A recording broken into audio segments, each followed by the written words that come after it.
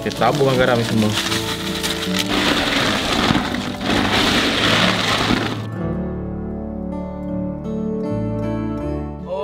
Okay. Alright. Kan hari tu saya pergi camping, saya letak ais ni. Okay, saya letak ais dalam saya punya cooler box dan ais ni bertahan dalam 1 hari lebih. Contohnya pukul 10 pagi saya letak ais dalam saya punya cooler box. Esok pagi pukul 10 ais tu dah jadi banyak jadi air. Sikit je masih lagi ada ais. Jadi dia tak tahan lama. Maksudnya kalau saya pergi camping dalam 3 hari macam tu, mungkin hari kedua lebih tu ais dah habis cair dah. Jadi hari ni saya nak test apabila saya gabungkan ais dengan garam. Kita tengok berapa lama dia boleh tahan ais ni. First buka ais ni dulu.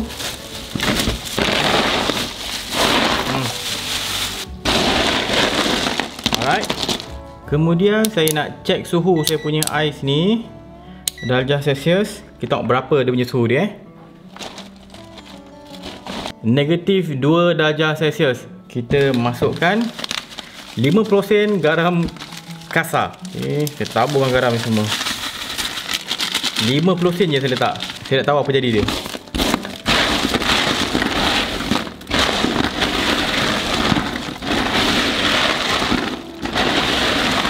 Korang dengar tak? Dia bunyi macam mereka-reka, krek. Kita cek balik ais tadi berapa suhu dia. Oh yo, negatif 10. Wah. Tadi masa tak letak garam dia jadi negatif 2. Sekarang negatif 9, negatif 10. Itu saya pakai garam 50 sen tau. Saya nak cuba kalau saya tak lagi satu lagi garam. Okay, satu lagi garam 50 sen. Oh 60 sen. Oh okay, 60 sen. Saya ingat 50 sen. 350 gram. Okay, kacau balik.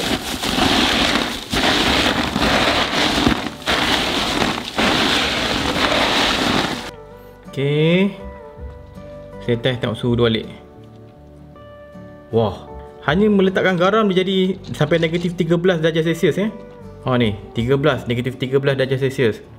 Okay, tutup jap. Allahu Akbar.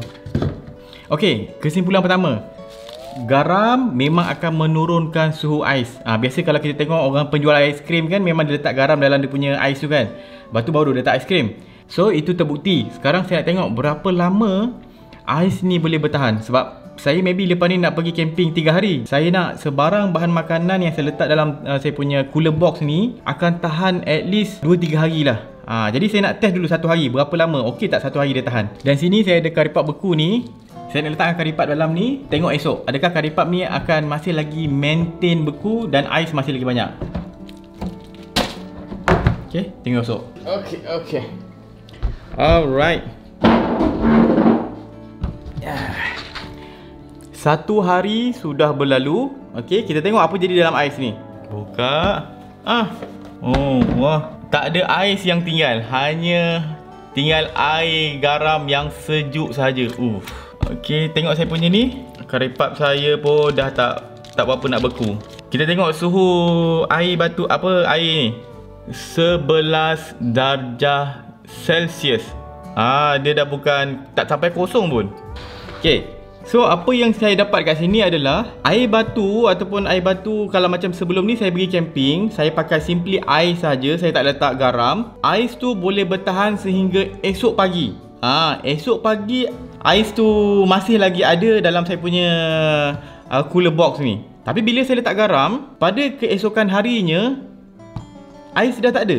Semuanya dah cair. Sebab itulah kalau kita pergi dekat negara-negara sejuk, bila dia punya jalan raya dia berais, dia orang akan tabur garam supaya ais tu cair. Tapi bila kita tengok pula orang penjual aiskrim, dia letak garam dalam dia punya cooler box dia tu yang ada aiskrim tu supaya campur dengan ais-ais dia tu. Kenapa dia boleh pakai garam? Boleh pula dia punya aiskrim jadi beku. Jadi saya nak terangkan sains di sebalik benda ni. Ramai orang sedia maklum yang air biasa dia punya takat beku dia biasanya 0 darjah Celsius. Bila 0 darjah Celsius, dia dah jadi ais. So kita dah nampak banyak ais semalam lah. Saya dah letak ais banyak kan. Okey, sekarang kita tambahkan pula garam. Garam ni bila bercampur dengan ais ataupun air, dia akan menurunkan dia punya takat beku tu. Makin tinggi garam tu, makin rendah dia punya takat beku. Kalau semalam kita tengok kan, bila saya dah letak garam, dia punya ais tu turun dia punya suhu sampai negatif 15 bila sudah masuk garam. Ais itu akan berubah kepada air. Dia akan bertukar daripada ais kepada air. Sebabnya dia punya takat beku dia dah rendah. Dia dah bukan jadi 0 darjah Celsius. Dia punya takat beku dia makin rendah. So sebab itulah ais tu berubah menjadi air. Tapi air dia bukan air yang panas. Dia jadi air yang sejuk gila.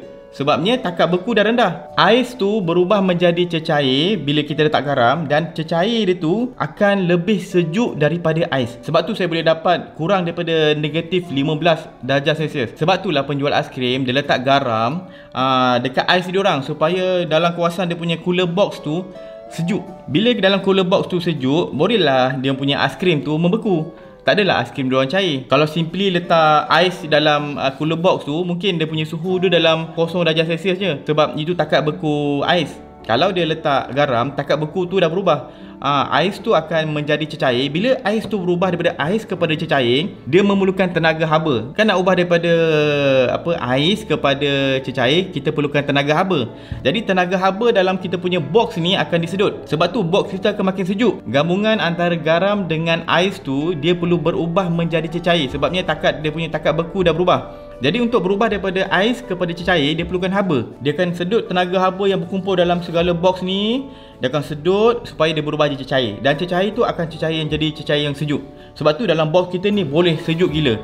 Dia akan lebih sejuk daripada simply kita letak ais saja. Tapi efeknya ais akan mencair. Dan bila ais tu semua dah mencair, dia akan jadi air yang sangat sejuk. Bila sejuk, maksudnya dia akan cuba menyerap tenaga haba sebanyak mungkin. Sebab tu saya rasa dekat saya punya cooler box ni, tepi-tepi ni semua dah mula sejuk. Tenaga haba tu disedut daripada luar box. Jadi kesimpulan kat sini yang saya boleh dapat adalah, dengan kita meletakkan garam dalam kita punya campur dengan ais, kita boleh membuatkan kita punya cooler box tu menjadi lebih sejuk. Tetapi dari segi ketahanan ais tu dia tidak bertambah lama. Sebab sekarang ni saya tengok fully jadi air, dan dia punya suhu tadi kita tengok dalam 10 darjah Celsius. Tak sejuk. Ini baru 1 hari letak. Jadi kalau saya camping 3 hari tak lepas. So lepas ni saya tak boleh depend pada letak garam, sebab benda ni akan buatkan ais tu cair. Dan bila ais tu cair, dia akan jadi sejuk gila. Bila dia jadi sejuk gila, banyak lagi tenaga haba daripada luar senang untuk diserap masuk dalam ais ni. Dia akan mula mengumpul tenaga haba dalam ni. Kita dah tak dapat dia punya kesejukan dia. Jadi bagi kes saya ni, kalau untuk tahan lama, just tambah ais saja. Jangan letak garam. Sebab garam tu akan buatkan ais tu cair. Dia akan buat makin sejuk. Kita tak perlukan sejuk gila-gila, sebab kita bukan nak simpan aiskrim. Jadi kita nak biarkan, kalau boleh kita nak biarkan ais tu maintain jadi ais selama yang mungkin. Biarlah dia tak jadi sejuk sangat pun, tapi ais tu maintain lama. Sebabnya dia masih lagi kekal dalam bentuk ais. Dia punya rate untuk dia sedut haba tu akan slow. Dia bukan laju macam kita letak garam. Bila kita letak garam, ais tu dia akan sedut haba sebanyak mungkin. Sebabnya dia dah berubah daripada ais kepada cecair. Jadi memang akan sejuk, tapi dia tak tahan lama sangat. Jadi untuk kes saya, improvement pertama, saya kena letak ais banyak lagi. Jangan letak garam. Dan improvement kedua adalah saya kena upgrade saya punya cooler box. Cooler box saya ni, semalam bila saya dah try, saya dah letak garam tu, jadi sejuk gila dalam ni. Bila sejuk gila dalam ni, haba tu makin kuat dia tarik daripada luar. Jadi berjaya dia tarik daripada luar, permukaan luar ni, sampai tepi-tepi box saya ni semua sejuk. Ada macam berarai sikit kan. Itu bermaksud saya punya cooler box tak cukup power untuk menebat haba. Saya beli ni dalam 150. Dia okey lah, tapi dia tidak power sangat. Sebab tu ada cooler box yang harga dia, kalau kita tengok orang pergi camping yang cooler box harga mahal kan, sampai satu cooler box tu harga RM400. Ada yang harga RM600, RM800 cooler box. Harga mahal gila yang jenis yang berkualiti. Dia boleh tebat haba luar ni daripada masuk ke dalam. Dia halang. Bila dia halang tenaga haba daripada luar masuk dalam box tu, dalam tu akan maintain sejuk je lama. Sebab tu kalau orang camping yang 3 hari dia camping, dia akan bawa cooler box yang mahal-mahal. Barulah dia punya tenaga haba dari luar ni tak dapat masuk kat dalam. Dia boleh simpan makanan dia lama. So saya harap video saya ni buatkan kita faham apa fungsi garam bila dia bercampur dengan ais. Jangan kata sebab orang kata orang aiskrim letak garam dalam ais dia, so dia akan jadi sejuk, lepas tu dia boleh tahan berhari-hari. Tak ada, tak. Dia tak boleh tahan berhari-hari, kecuali kalau dia punya box itu sangat-sangat berkualiti. Itu mungkin boleh tahan beberapa hari. Dan pula kalau dia jarang buka dia punya cooler box ni. Sebab bila dia buka cooler box ni, makin sejuk dalam tu, makin cepat dia sedut tenaga haba daripada luar. Kalau sejuk dia tu mungkin dalam 0 darjah Celsius, dia tak laju sangat sedut tenaga haba dari luar. Kalau sampai dah negatif 20 kat situ, kita buka je, memang dia akan sedut tenaga haba dari luar tu cepat-cepat. So nampak lah ada pro and cons dia. Tapi untuk tahan lama, better jangan pakai garam. Okey, itu saja. Ini pun pengetahuan baru untuk saya. Kalau korang pun baru tahu, samalah kita. Tu je lah. Saya Muhammad Syafiq. Kita jumpa lagi pada video akan datang. Kalau nak beli baju Berani Buat dengan topi Berani Buat ni, boleh pergi ke beranibuat.com. Jangan lupa follow Berani Buat, subscribe YouTube Berani Buat. Okay, Assalamualaikum.